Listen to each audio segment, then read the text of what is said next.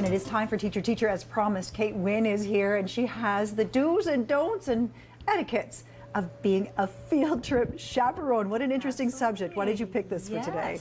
Well, this time of year we're all getting into our big year-end field trips, and it's wonderful when parents can take the time and choose to take the time to join us. And so it's just kind of interesting to talk about some do's and don'ts for making the best of your day. Okay, let's start with some do's. Some do's. Well, first of all, you might want to make sure that your police check is up to date if you need one at school before that date comes. Good point. And a lot of the trips that we do this time of year are either outdoors or there's a lot of walking involved indoors. You're going to want to have your comfortable shoes. Okay. Nice. Think a backpack.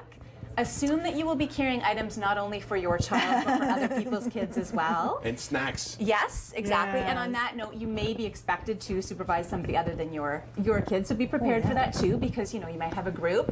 You're going to want the sunscreen and the wipes and all of those sorts of things to go around.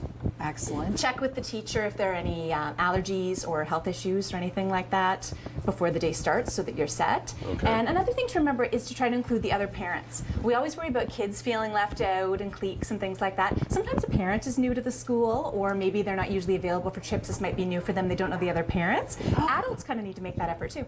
Oh. That's right. Hi, Kate. Do you know Tommy's dad, Mike, and that kind of thing? And all right, that's a really good comment. All right. Want to have fun? Those sound like some very positive do's. Now, what kind of don'ts might we have? You know what? I've always had great experiences with parents on field trips, so I kind of had to branch out and research a little bit. Some of them are the more obvious things, like you want to set a good example for the kids, so watch the swearing and smoking or any of those sorts of things we don't really Do want not bring around the flask. kids. Exactly, or hide it, right? Like you Or don't want hide kids to see it. That's the issue.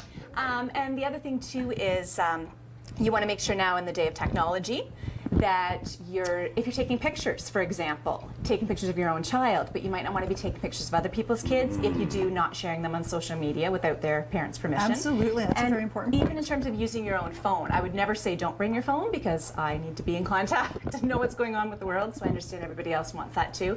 But just making sure you're not walking away, taking phone calls, that sort of thing that's taking away from your supervision of the kids. Or what about like over-policing your child?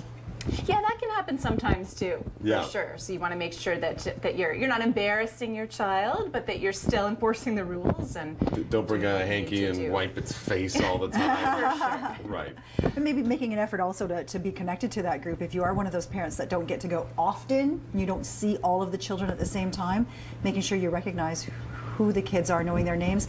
Does this transfer over to senior grades as well, to the high schools? Do chaperones go on high school trips? Not as often. I talked to some of my high school connections to find out, and for one reason is that kids are so independent. They actually don't need as many parents. There are often supervision ratios that you have to have at certain ages, and at high school you don't need as many adult bodies.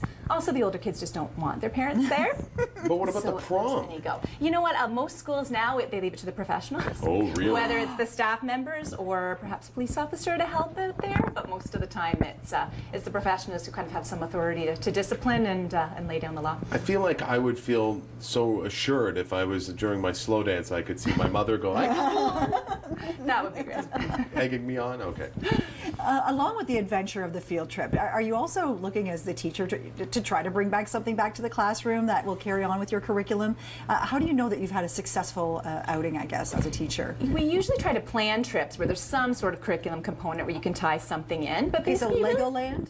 For sure. Well, there's the science. We're doing a little forces lesson and things like that. I've got my bases covered, don't worry. But you want it to be fun for the kids too, right? And I mean, often parents have to supplement, give some money towards this. I know our school, our Catholic School Council raises money. There's funding going towards this, and you want it to be worthwhile, but you want them to have fun too, right? So we keep all of that in mind.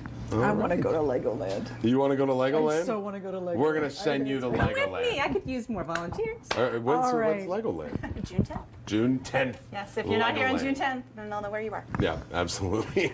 Kate Winn is a mom, a blogger, a teacher, and our teacher correspondent. Thanks very much, Kate. Thanks for having me. Thank you for joining us. We're going to have more on Pedal for Hope coming up, but yeah, after this. Yeah.